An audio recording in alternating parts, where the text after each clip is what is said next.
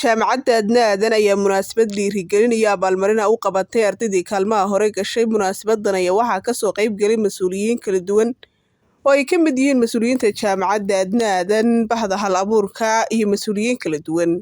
Ugu horreynna munaasabadan ayaa waxaa ka hadlay mas'uuliyiinta jaamacadda oo faahfaahin ka bixiyay ujeedka munaasabadan iyo waxa ay daaran tahay, waxaana ka mid ah hadalladoodii. Ardaygii markaa semesterkan dadaalay ee waqti badan geliyay aqoontii iyo cilmigii loo dhigayay ayaa maanta mutaystay in la abaalmariyo. Abaalmarinta ugu weynna waxa weeyaan in ardayda loo aqoonsado caddayn iyo shahaadana loo siiyo inay yihiin ardaydii ugu sarreysay jaamacadda Adna fakal sanad marka loo eego GPA-gooda. Maanta waa taariikh waxa laga yaabaa 20 sano ka bacdi inaad xasuutaan oo tirahdaan berigii heblaaya wanka noo gashay, hebel baa wanka noo galay. In ummaduna ay tartanto waxay ka mid tahay sunnaha nolosha ay ka mid tahay. Haddii laydi kala garan waayo waa isu wada eekaanaysaan.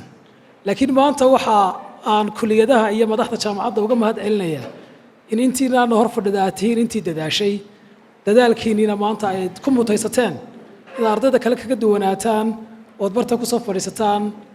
Hambaliyo lafihiina sacabka u taba idinku isku sacabiya. Semesterka dambe waxa laga yaabaa qaarkiin inay xajistaan oo positionka ay maanta heleen ay sii xajistaan. Qaarkiina waxa laga yaabaa hadday TikTok iyo Facebook yara badsadaan in laga badiyo oo ay qolo kala bedelaan. Marka ballanteenu bal insha Allah ha ahaato inaydaan booska hoos uga dhicin.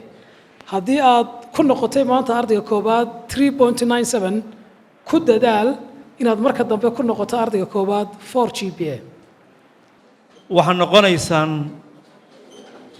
dadkii aqoon-yahanadii dalka kan wax u qaban lahaa. Umulisooyin baa idinku jira,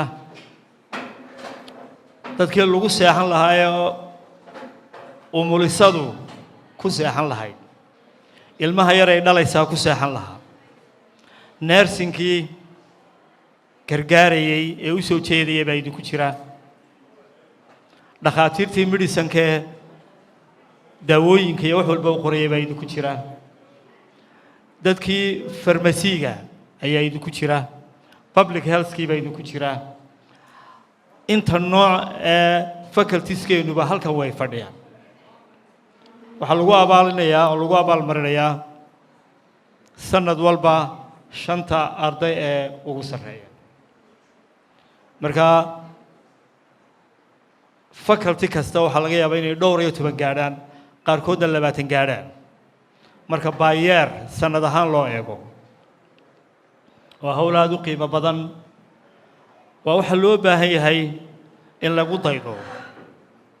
waxaad tihiin role model qiimo badan oo misaal iyo tusaale u ah ardayda kale ee jaamacadda.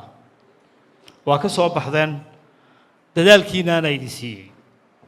ardayda waxaan ku hambalyeynayaa dadaalka ay sameeyeen iyo fasal walba 5 qof ee hormoodka u ahaa inay halkan fadhiyaan. dadaalka ardaydan ku hambalyeynayaa. maamulka iyo macallimiintana waxaan ku hambalyeynayaa qofku haddii uu dadaalo